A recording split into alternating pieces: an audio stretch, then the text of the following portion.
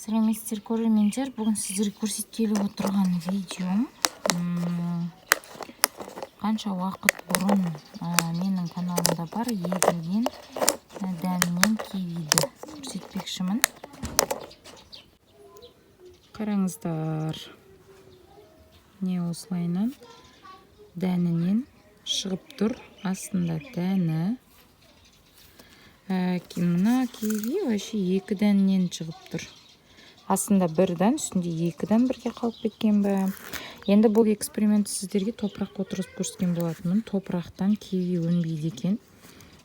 Топырақтан негізі бұны жай өзін отдельно отырғызған. Негізі бұны мен гүлдің жанына отырғызу керек болғанмын.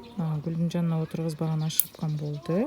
Және де бұның астында сіздерге не бар екенін көрсетем.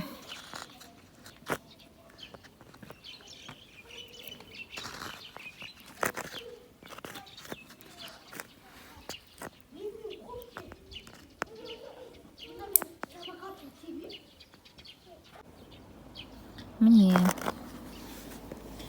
финики тұр.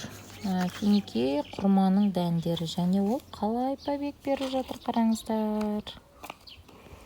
Нәтижесіз емес, главный қыздар. Осылайынан эксперимент жасай беріңіздер. Мақтаға салып, кесенің ішіне салып қойған болатынмын. Кеседен алып, осындай контейнерға ауыстырдым. Мынау контейнер менде, айтам қазір, қаймақ па, сыр ма, сондайдікі болады. Әлі де біраз күтем, оянайын деп жатыр. Просто мен кешегі қойған сияқтымын. Негізі одан да ерте уақытта ойланбай өсіре беріңіздер, еге беріңіздер. Қараңыздар, нәтижесі оң. Яғни біздің елде көбісі комментарийда сұрап жатқан еді, біздің Қазақстанда киви бола ма деп ше. Міне киви болады екен, қыздар, қараңыздар. Және де құрма да өседі. Астында құрманың дәні енді шығып келе жатыр. Ол толық осындай міне жапырақты болып көтеріліп өскенше күтемін. Пока біреу ғана почкасы оянып тұр, екіншісі енді оянайын деп ойланып тұр. Менде білесіздер 6 штук құрманың дәнін салған болатынмын. Міне осындай ғана сыр ма, бірдеңке, мен не екен білмеймін, плавленый сыр ма. В общем, қаймақ, плавленый сыр, ненің ыдыстарына осылай сала берсеңіздер болады. Ар жақта тағы біреу тұр, оянып келе жатқан, қараңыздар. Міне қанша дән әлі оянып жатыр. Мыналар енді уже бойын тіктеп алғандар. 1, 2, 3, 4, 5, 6. 6-ау бойын тіктеп тұр.